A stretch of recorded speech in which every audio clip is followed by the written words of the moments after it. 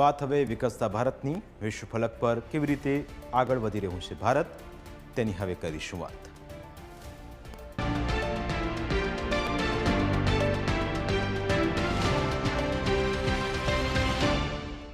ભારત ખેતી પ્રધાન દેશ છે તે તો બધા જાણે છે, પરંતુ ભારતમાં ખેડૂતો એન્ટરપ્રેનર પણ બને તે હેતુથી ખેતી સંસ્થાન નાબાર્ડ દ્વારા 1000 કરોડ રૂપિયાનું ફંડ લોન્ચ કરવામાં આવશે, જે ખેતી સાથે જોડાયેલા સ્ટાર્ટઅપને ફંડ આપશે. અને નાબાર્ડ ખેડૂતો તથા ગ્રામીણ વિકાસ માટે લોન અને ફંડ આપે છે. નાબાર્ડના ચેરમેન શાજી કેવીનું કહેવું છે કે સ્ટાર્ટઅપને ફંડ આપવામાં અમારા આશયથી ભારતની એગ્રી સ્ટાર્ટઅપને સારો ફાયદો થશે તથા તેમને કામકાજ કે નાણાકીય કોઈ પણ સમસ્યા હોય તેનું જલ્દીથી સમાધાન કરવામાં આ ફંડ મદદ કરશે. આ ફંડને કારણે ગ્રામીણ વિકાસને મોટો ફાયદો મળશે. ઉનાળો આવે એટલે મુસાફરીના નવા રેકોર્ડ તો તમને બનતા જોવા મળે જ. આ વખતે પણ એવું જ થવા જઈ રહ્યું છે. DGCA દ્વારા ભારતીય એરપોર્ટ પર કુલ બધું મળીને સાપ્તાહિક જે ફ્લાઇટ્સ ઓપરેટ થાય છે તેની સંખ્યા 24,275 થતી જોવા મળશે, જે લગભગ 6% આસપાસનો વાર્ષિક વધારો સૂચવે છે. આ તો માત્ર સ્થાનિક ફ્લાઇટ્સની આપણે વાત કરી. જો ઇન્ટરનેશનલ ફ્લાઇટ્સની વાત કરીએ તો સાપ્તાહિક 1922 જેટલી ઇન્ટરનેશનલ ફ્લાઇટ્સ તમને અહીંયાથી ઉડાણ ભરતી જોવા મળશે, જે 5.7%નો વધારો સૂચવે છે. બધું મળીને કુલ 27 જેટલા એરપોર્ટ છે, જેમાં આ વખતે ઉનાળા દરમિયાન તમને નવી ફ્લાઇટ્સ ટેક ઓફ અને લેન્ડ થતી જોવા મળશે.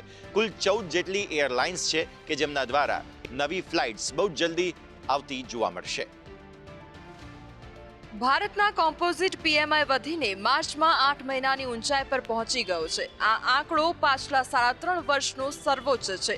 તો પરચેઝિંગ મેનેજર્સ ઇન્ડેક્સ એટલે કે PMI વધીને 61.3 પર આવી પહોંચ્યો છે. PMIનું મહત્વ એટલા માટે છે કારણ કે તે આપણા દેશની ઉત્પાદન સંબંધિત પ્રવૃત્તિઓમાં વધારો કે ઘટાડો સૂચવે છે. માંગમાં ખાસો સુધારો જોવા મળતા આપણા દેશના દરેક સેક્ટરના ઉત્પાદનમાં પણ સતત વધારો જોવા મળ્યો. કંપનીઓને સતત નવા ઓર્ડર મળી રહ્યા છે, જે સ્થાનિક અને એક્સપોર્ટ બંનેમાં વધારો સૂચવે છે. ખાનગી કંપની HSBC આ સર્વે કરાવે છે, જેમાં આ વિગતો સામે આવી છે.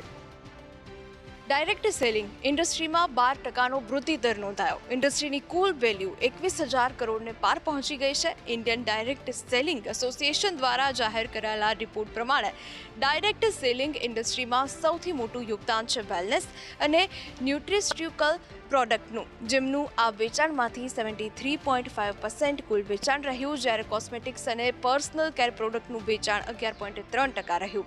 આ ઇન્ડસ્ટ્રી 8.3%ના CAGR ગ્રોથ પર આવી પહોંચી છે. ભારતમાં હવે ડાયરેક્ટ સેલર્સની સંખ્યા 84 લાખથી પણ વધારે 86 લાખને પાર પહોંચી ગઈ છે.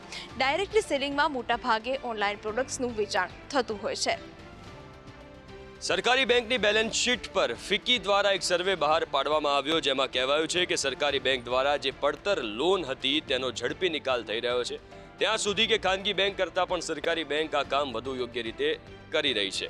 પાછલા 6 મહિનામાં 77% સરકારી બેંકના NPAમાં ઘટાડો થતો જોવા મળ્યો. સામે ખાનગી બેંકમાંથી માત્ર 67% બેંકના જ NPA ઘટતા જોવા મળ્યા. મતલબ ભારતીય રિઝર્વ બેંક દ્વારા હાલમાં જે લિક્વિડિટીને લઈને પગલાં લેવાયા હતા તેની અસર હવે સ્પષ્ટ રીતે જોવા મળી રહી છે.